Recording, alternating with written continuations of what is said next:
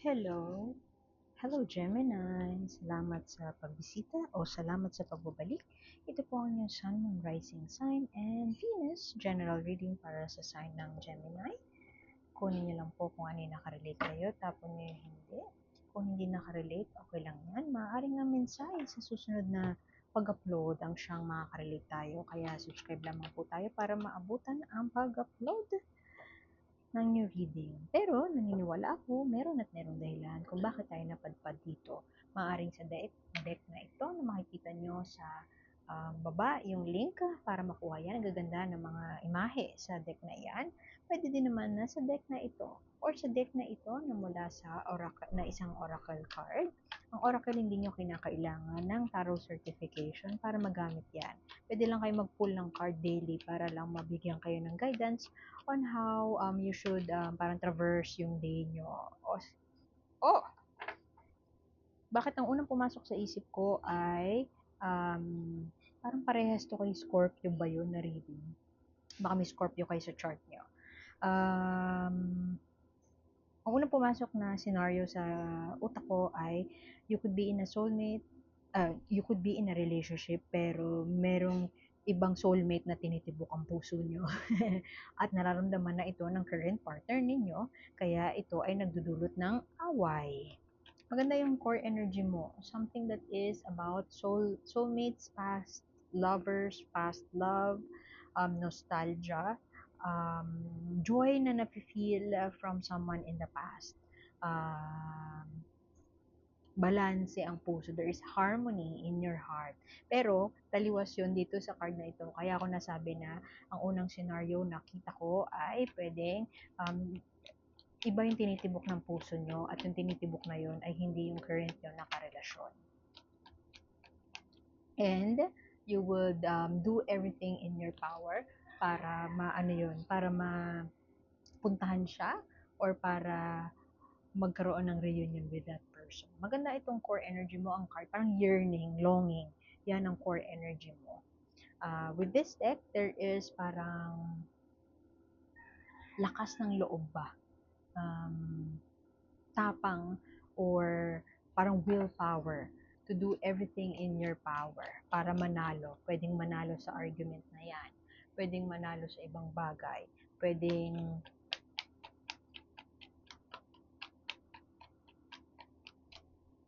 parang, alam mo yung anong tawag doon? Tapahuho ba yun? Sa kabayo? Yung parang may cover sa gilid ng mata para diretso ang tingin, hindi ma-distract. Yan ang energy na napipick up ko dyan. Pwedeng you are doing everything in your power para makapag-ipon na. Pwedeng makapag-aral. Pwedeng mag-focus. Ay, ano to? Gusto na mag-focus ni Gemini. O pwede din naman yan ang struggle mo, trying to focus. Pero you are doing your best. Malakas ang fire within you. Malakas ang fire within you to make things happen. Maaari may kinalaman sa pera. Mamaya yung mga nandito sa baba, magka-clarify ng cards na yan. Pero pwedeng you are parang stretching your patience to, I don't know, to work on your money, to work on your investments, to work on your career. Pwedeng ikaw ay nagkakaroon ng hindi pagkakasundo. Hindi ko alam kung yung iba sa inyo siguro may hindi pagkakasunduan with parents, hindi pagkakasunduan with your partner. May iba kang gustong gawin sa buhay mo, may gusto kang tahakin na path, pero hindi sang-ayon dito yung mga tao sa paligid mo. Kaya ako din nasabi na pwedeng may ibang tinitibok in a love reading, pwedeng may ibang tinitibok ang iyong puso, may ibang hinahanap-hanap ang iyong puso, pero hindi sang-ayon to sa mga tao sa paligid mo. Tingnan mo, may Two of Cups pa in reverse. So, ito naman ay parang disunion o kaya disharmony when it comes to partnerships. Clarifying yung Five of Wands dyan, na arguments, pag-aaway, pagtatalo is this. Pwedeng break up to. Kasi Two of Cups in reverse. Pwedeng hindi magandang ugnayan in relationships. Malakas ang loob ni Gemini magpaka-social butterfly ulit this March. Pwedeng you are ruled, Pisces season pa naman din, you are ruled by your emotions. Meron tinitibok yung puso mo nga na hindi sang-ayon sa current status, current situation mo, current partnership. Pwede din naman na yung gusto mo mangyari ay taliwasan na pagplanuhan nyo na ng partner mo.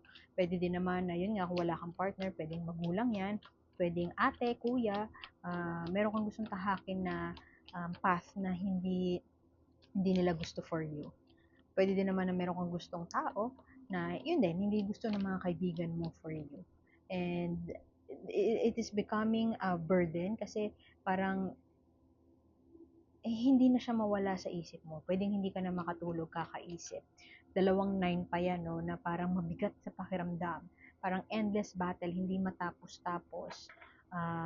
Exhaust, napapagod ka na kakaisip, napapagod na yung katawang lupa mo, napapagod na rin yung utak mo plano or kakaisip ng dilemma na ito. You're trying to be patient, you're trying to navigate it as calmly as you can, pero hindi mo magawa-gawa kasi merong part of you na nag-hold back. And yung nag-hold back na yun, pwedeng presensya ng ibang tao. Pwedeng desisyon ng mga tao na mahalaga din naman sa'yo. Tingnan mo yan. O, pwedeng si Gemini ay siya ang makikipag-break. Ikaw ang makikipag-break. Kung nandito ka for a love reading, maaaring may bumabagabag sa'yo na malupit. What used to be something sacred or what used to be something joyful, kasi kung titingnan mo, rabbit yan, tas mga bata yung nagtatago. This used to be their play place. At yun, kalaro nila yung mascot na yan. Siguro, what used to be a happy place has now turned to be a nightmare. O kaya what used to be a happy or joyful, comforting place ay parang hindi na ganun ka-comfortable sa'yo ngayon.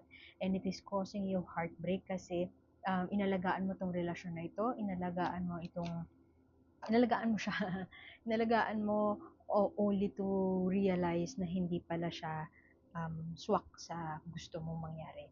And look at this, the Queen of Wands, I strongly feel that it is you. As, although fire sign ito, Aries, Leo, Sagittarius, I feel like this is you. Pwede din naman na presensya to ng ibang tao. Pero ang nararamdaman ko sa reading mo ngayon, Gemini, ay ikaw mismo yung may lakas na loob. May fire within you. The spark has been lit pero hindi pa masyadong, parang you're trying to be patient kahit hindi pa may na-miss out ka na opportunity. Pwede din naman na dahil may na-miss out ka na opportunity dati, ngayon parang mas malakas na yung loob mo to make things happen for you. You are closing that chapter. Pwede yung iba sa inyo, you will call off an engagement. Hindi na matutuloy ang kasal or ayaw nyo na. So, ang Queen of Wands na ito, yun nga, pwedeng ate ito, pwedeng nanay mo, pero ang lakas ng kutob ko na ikaw to, Gemini, kahit fire sign to, kahit Aries, Leo, Sagittarius. So, pwedeng yung iba sa inyo, may kadil na Aries, Leo, Sagittarius, pero not necessarily those signs. Pwedeng energy mo to mismo, Gemini. May fire within you, malakas ang fire within you, parang ayoko na, suko na ako. Ayoko na nito. Parang tantanan nyo na ako, ayoko na mag-isip, ayoko na this March mabubuhay yan. You know where to go, you know what you want in life, and you will do everything in your power to make that happen. Magandang makita ang chariot dito kasi you were driving the carriage. Parang ikaw na yung driver, parang master of your own fate, and ikaw na ang gagawa ng paraan para ma-manifest yung mga bagay. And this is an affirmation na you will succeed. You will succeed to get what you want. It may cause you trade-off, may trade-off man, it may cost you something, pero nothing will compare. Hindi nun mako-compensate yung desire mo for the peace of mind. Kasi pwede din naman na hindi ka pa magte-take ng action this March, mamimiss mo pa yung opportunity, pero there's that fire, may bulong yung kutob mo na parang something is wearing me down, napapagod na ako, something is hindi na ako makatulog, something will be closed, and I have the willpower, ang dami ng away, hindi na nagkakasundo, at ang core energy mo pa, merong parang pagtanaw sa nakaraan, o kaya paghahanap, may longingness yung main energy na nakupipick up ko, longingness for something in the past, or longingness for something that your heart truly desires, and that fire, mabubuhay yung fire na yun or lalakas yung fire na yun within you to search or to parang take action. Take action. Merong breakup, may heartbreak na mangyayari. Pero ending nun, ang after kasi ng breakup na yan, may Queen of Wands dito. Ang Queen of Wands, alam niya kung ano yung gusto niya mangyari. Alam niya kung ano yung gusto niya kunin, ma-receive. Parang strong independent woman ang vibe ng Queen of Wands eh. So, parang malakas ang loob ni Gemini this March para aksyonan yung desire niya to, I don't know, to move towards somebody new, to move towards yung tingin niyang soulmate niya. It will cause him or her heartbreak, pero that is fair. Fair yun para sa kanya, para lang magkaroon siya ng peace of mind. Gemini will do everything, you will do everything in your power, Gemini, para maisakatuparan yung gusto mo ng isarado. Laying the burden down. Parang sobra-sobra na ang iniisip ka. Magpo-progress yan eh, yung hindi na makatulog, analysis paralysis, hindi mo alam kung anong gagawin mo. Magpo-progress siya sa finally, parang iwawaksi mo na yung ano na yon, yung struggle na yon.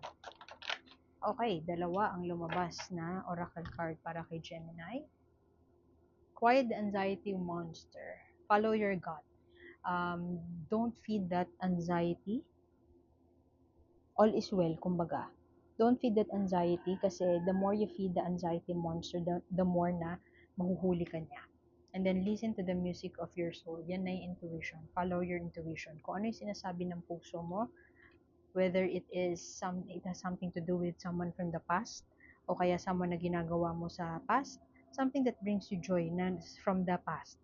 Go for it. Kasi you will succeed in doing so and it will bring you peace. Makakalaya ka dyan sa ano na yan, analysis paralysis, dyan sa exhaustion na yan. Once you listen to the music of your soul. Take action and huwag kang mangamba sa magiging kahihinatnan because you will succeed. Pero mabuti na umalis na lang sa isang bagay na hindi naman peace of mind ang dala sa'yo para lang maka-achieve mo yung peace of mind. May trade-off, may kapalit, pero you will thank yourself in the future. Okay, so iwan ko na yun doon, Gemini. Salamat sa pagbisita. Ako po si A, and sana mag-like, share, and subscribe lamang po kayo para maabutan yung mga next na readings. And sana makita po kayo ulit next time. Ako po si A, and salamat, Gemini. Bye-bye!